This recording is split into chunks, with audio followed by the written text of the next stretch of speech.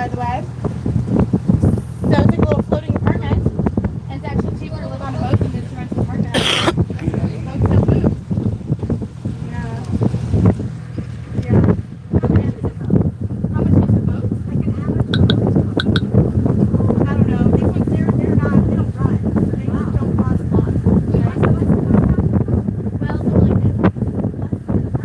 A lot of people who work out here really afford to live out here. So they'll find things like this to live on a boat that doesn't actually function.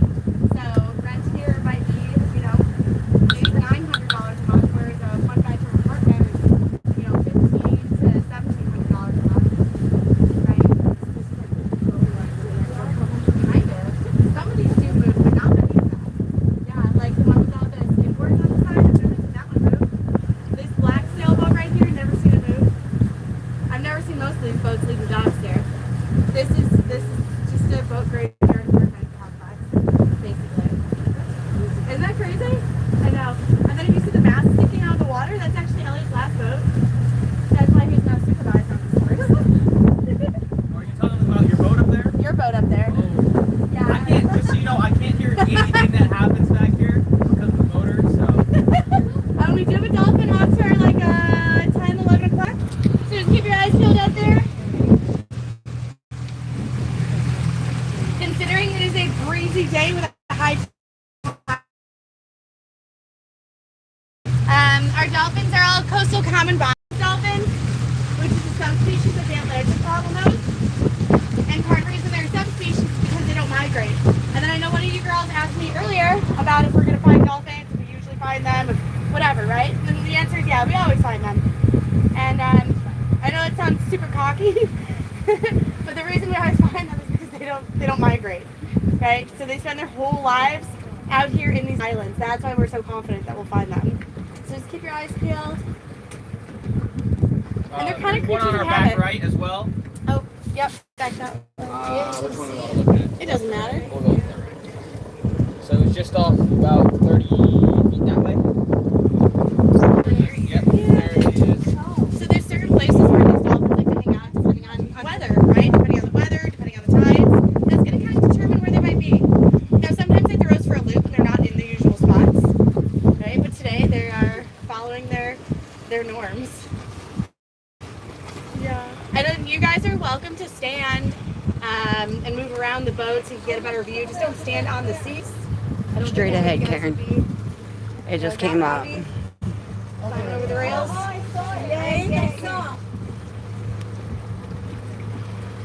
Don't they travel in groups? Sometimes.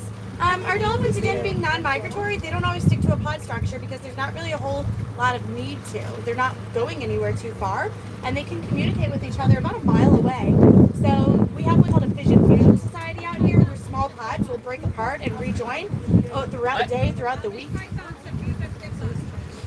Countless. Over 100. But they're not always with that pod.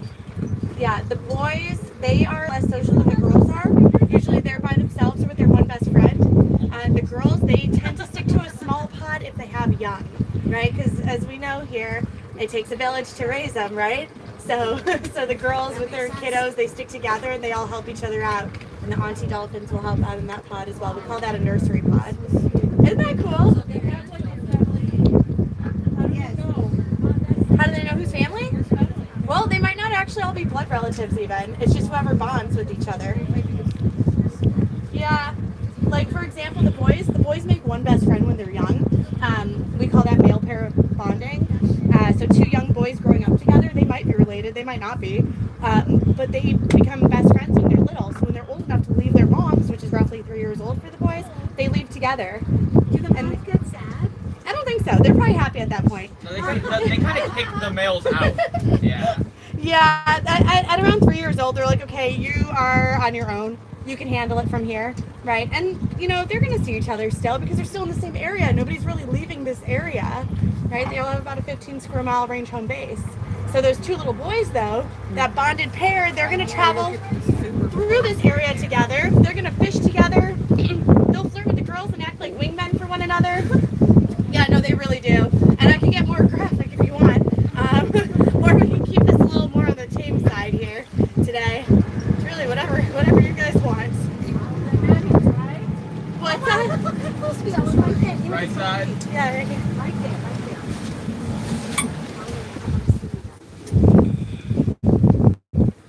Yeah, so just keep watching.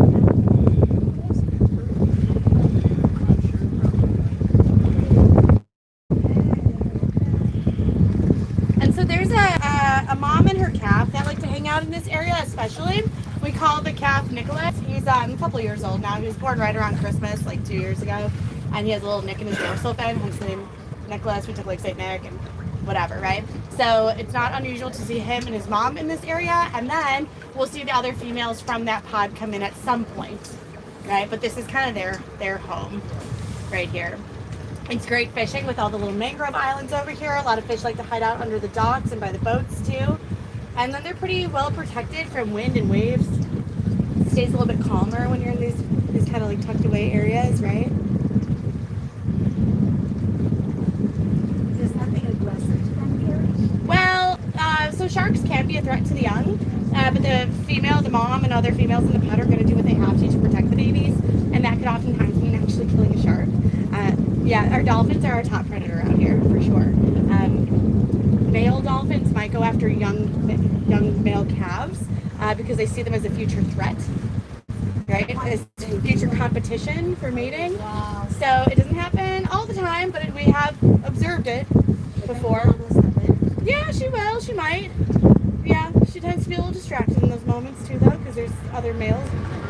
Yeah. They really don't. Like they just they're actually quite sophisticated.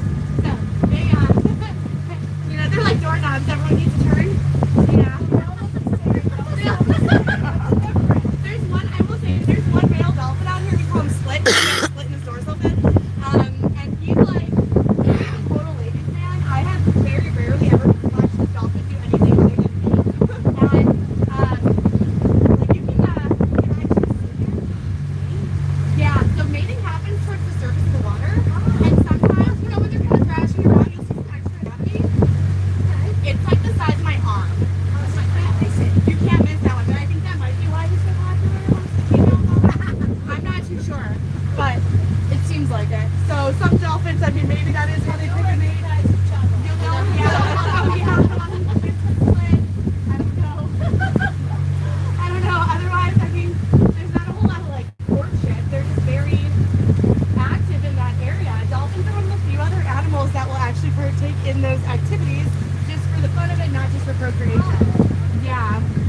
Now get this though. If they get knocked up, they're pregnant for an entire year. Yeah, 12 months gestation. Woo!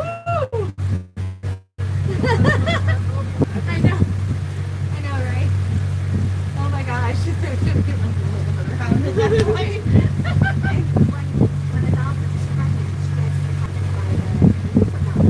Yeah, I mean, there's not really going to be much of a threat to her, right, during pregnancy. She's still doing her thing. Like, we still see pregnant female dolphins surfing. We still see them hunting. We still do what they want to do. There was one dolphin, actually, we call her Quarter. She's got a little quarter-sized piece missing out the top of her dorsal fin.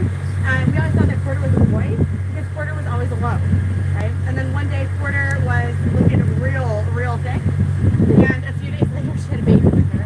And we're like, oh my gosh, it's a girl, right? Like, Quarter's actually a female.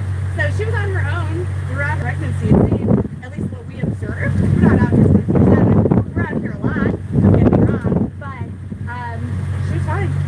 Yeah, like I said, they are the biggest threats out here. Dolphins are actually, like I said, the top predator out here, but the world's top predator, our top oceanic predator, is a dolphin.